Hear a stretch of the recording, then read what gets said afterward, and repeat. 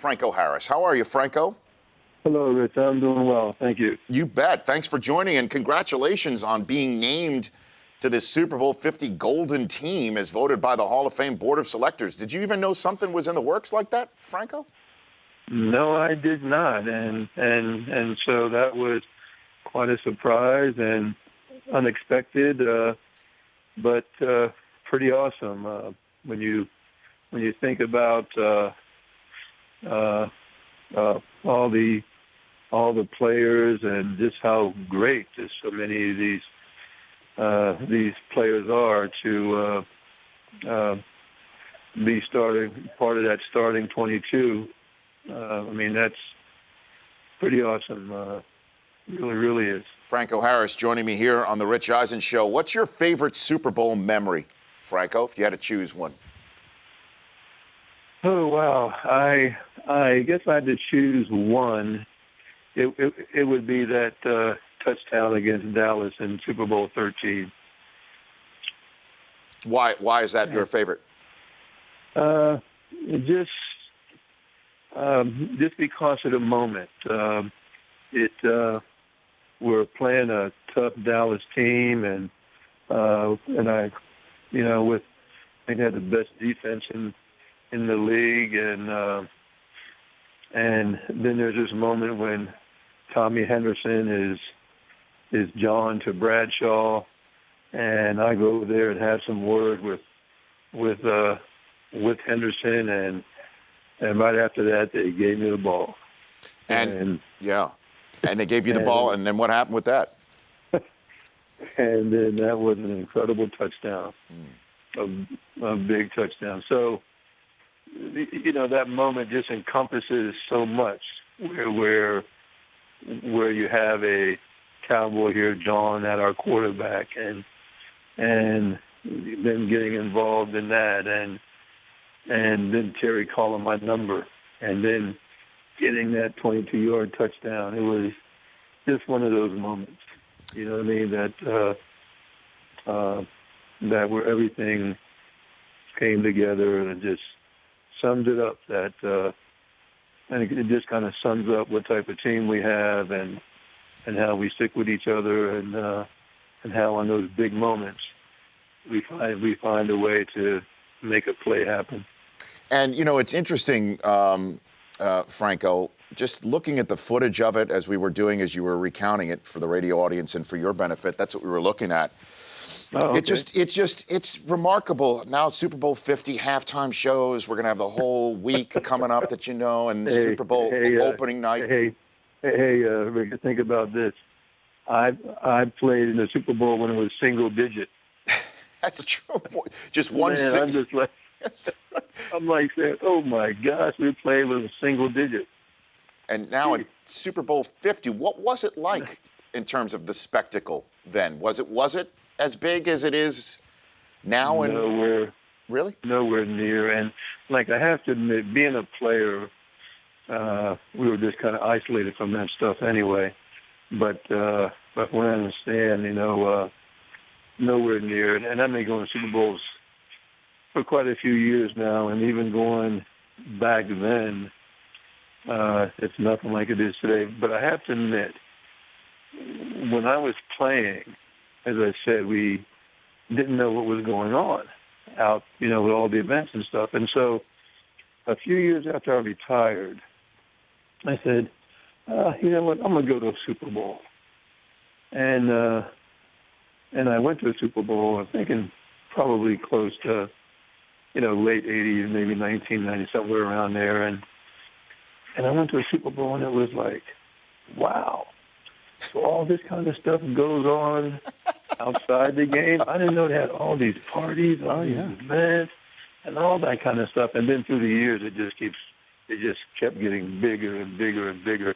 But I had no idea all these things that people were doing while we were focusing on the game. But it's all good, Yeah, and there's 8 Steelers total on the Super Bowl 50 Golden Team list, including Coach Chuck Noll. What was Coach like in these big games, the big crucible moments for you guys with all those Hall of Famers on that team? What was Noll's role? in the Steeler Well, dynasty? like I'll give you one example, and in our first Super Bowl, and here we are, our first time going, right? I mean, Steelers, until really the '70s, never were in playoff contention, and here we are. We go to New Orleans, and Chuck understands people. He knows our team, and he said, "Hey, listen, guys, the first few days here, you guys go out and enjoy yourselves. You know what I mean? Enjoy the city, enjoy the food, and enjoy all that. And then, eventually we have to get to work." And so he knew the makeup of our team, and he knew the importance of the event. That it was a tough year for us. We fought our way to the Super Bowl, and here we are to enjoy it. But then once we had to go to work, it was total focus. And as we know, Chuck, there's no nonsense with that. And so, but he knew how to handle us. He knew what to do, and it worked out beautifully. And then now here's Super Bowl 50. You got Peyton Manning, who's maybe in his final game. And then the conversation everyone's having about Cam Newton and saying that there may be a generational problem that people have with him, that some old school people think he shows up the opponent with his celebrating. Where do you stand on the issue of Cam Newton, Franco? Well, first of all, I'm a huge Peyton Manning fan. Like, I'm not a Denver fan, I have to admit, but I'm a huge Peyton Manning fan. So it gets a little tough with that because I do want the best for him. With Cam, at first, like a while back, and he was doing it, and I'm saying, why is he doing that? And then, I come to find out that, hey, he's a good guy.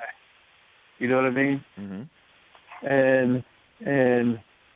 And then I looked at it as him having fun because of, and I guess I looked at it that way because of this guy's character and like how he leads his team up, and and I don't look at him as ever being disrespectful to anybody, and not being disrespectful to his teammates, to other players.